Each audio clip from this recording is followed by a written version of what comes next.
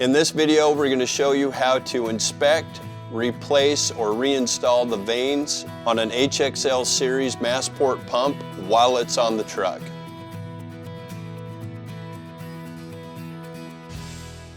Over time, the vane will wear because of contact with the rotor housing, which will decrease the performance of the pump.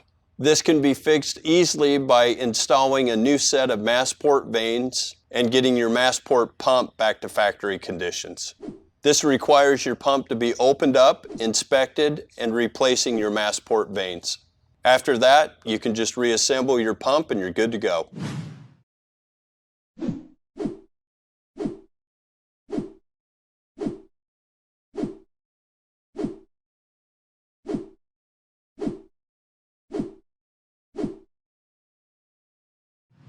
First step we're going to take is to remove the oil guard cover.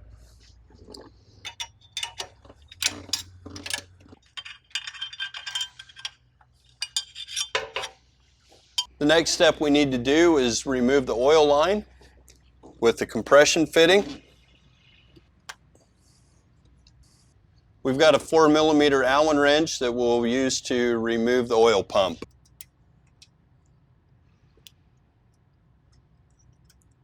Now that we've removed both bolts from the oil pump, we're going to pull the oil pump out and carefully put it aside. Now with the oil pump aside, we'll go ahead with a pair of needle nose pliers, remove the oil pump drive shaft. We're going to go ahead and set this aside until we get to reassembly. With the drive shaft out, now we can go ahead and remove the 3 bolts on the shaft cap. As I'm doing this, I'm using a 13mm socket wrench.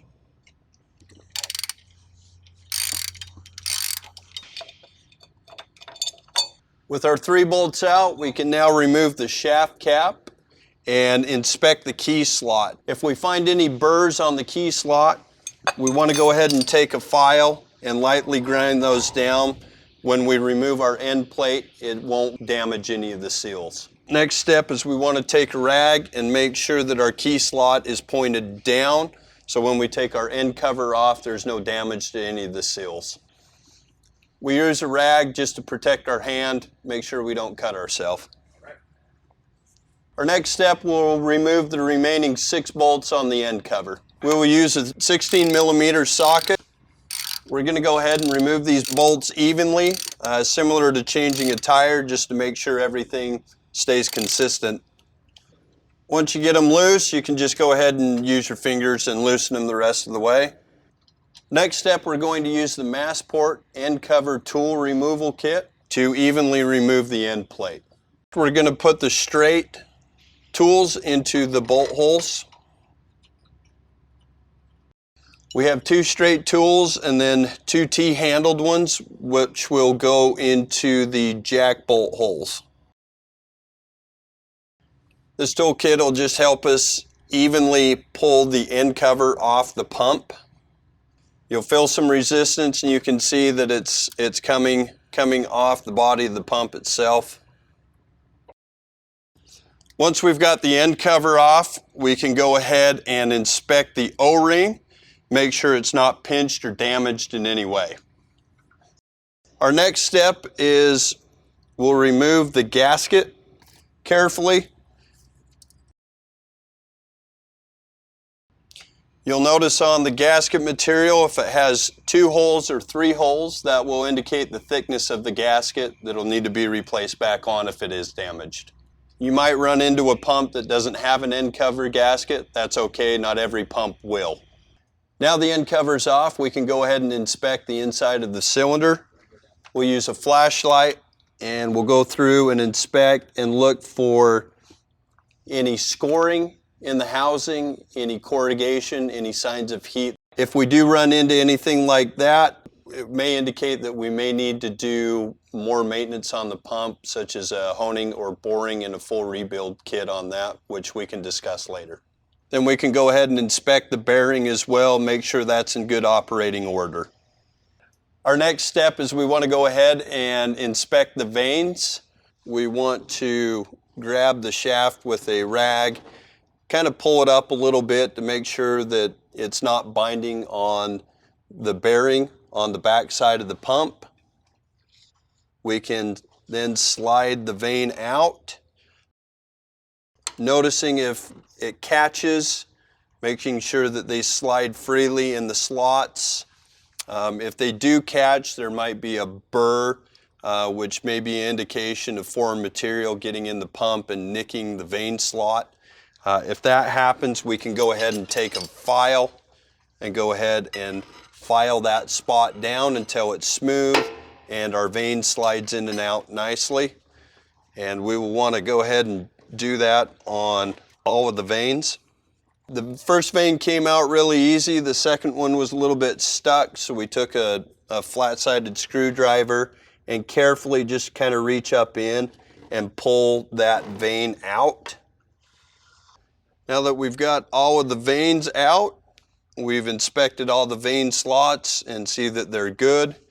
What we can do is go ahead and inspect our vanes. We're looking for any gouges, wear. We can also take a set of calipers or a tape measure and go ahead and measure the overall width. If they're within factory measurements or specs and the vanes are in good working order, we can go ahead and reuse those. If they're worn or damaged, we will want to go ahead and replace them. Even if you find one vane that's damaged, we recommend that you go ahead and replace all the vanes with a genuine Masport vane pack. Now we're at a point where we're going to apply a little bit of oil on here. I'm just going to put a little bit of the Masport blue oil on. Get a nice coat on both sides. And we will do this to every single vane before we slide them back into the vane slots. Now that we've got both sides of the vane oiled, we want to make sure that we get the right side of the vane into the slot. You'll look at the two chamfered side of the vane. We'll go towards the shaft of the pump, and we can just go ahead and slide them right in. Then we'll go ahead and repeat that for the rest of the vanes.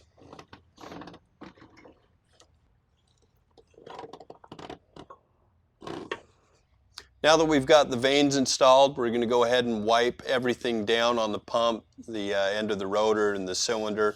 Make sure we get all the debris, nothing that's going to hang up inside the pump or the vanes. Now everything's wiped down and clean, we can go ahead and install the shim gasket back on the housing of the pump. It's a little easier to put it on the housing as opposed to the end cover, just so you're not fighting it. We'll do that with a little bit of oil.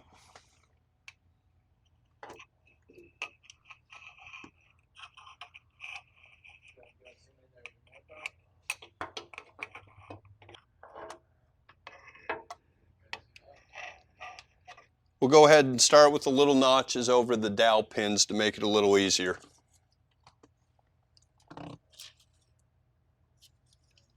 We'll want to be real careful putting the shim gasket on that we don't have any creases or it binds anywhere, and we make sure all of our bolt patterns are lined up with the gasket. Before we go ahead and put the end cover back on, we want to make sure that our shaft is in the bottom position the same way we took it off, so we don't damage any of the seals on it. We're going to grab our end plate. We're going to go ahead and take out the T-handles next. Once the T-handles are out, we can go ahead and flip it over, give it another good wipe down, make sure everything's clean. We're going to put a little grease on the inside of the lip seal.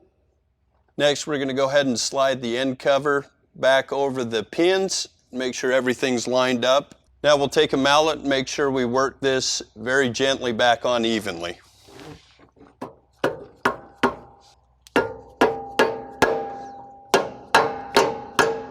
Now we've got the end cover firmly seated back on the pump, we can go ahead and start threading our bolts back in.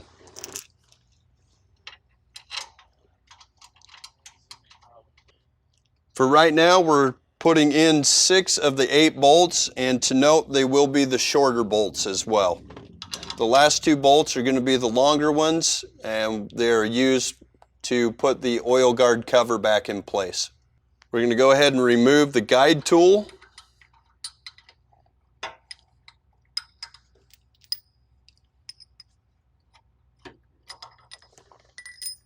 With the guide tool out, we can finish putting these last couple bolts back in. Make sure just get them hand tight for now. Before we move any further, we want to go ahead and make sure that that shaft is spinning freely, nothing's binding on it. Next, we're going to get our oil pump drive shaft, give it a wipe down, make sure it's clean. Then we're going to go ahead and oil that whole thing down again. Make sure you're getting the gears. After we've got this lubed up, we want to pay attention to the little hole here. This needs to be lined up with the top of your oil fitting.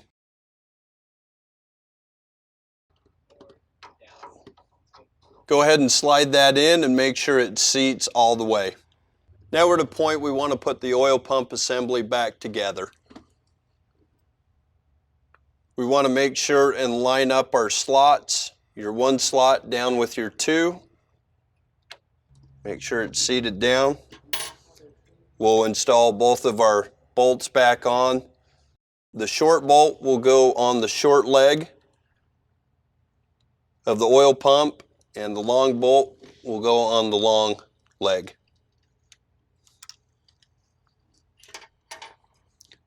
We'll go ahead and tighten it back up with our 4mm Allen wrench. Now that we've got that in, we'll go ahead and reattach the oil line. Make sure that that seats all the way down in the fitting. Next step, we'll go ahead and get the guard back on.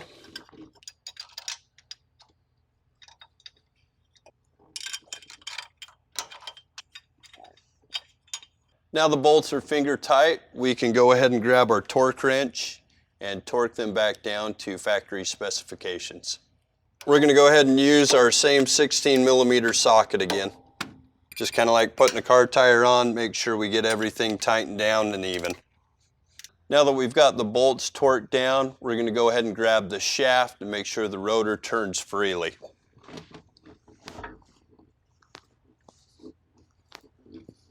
Last thing we're going to do is install the shaft cap.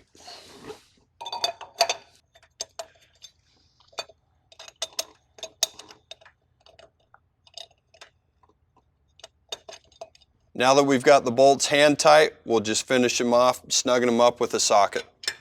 We're using a 13mm socket wrench again.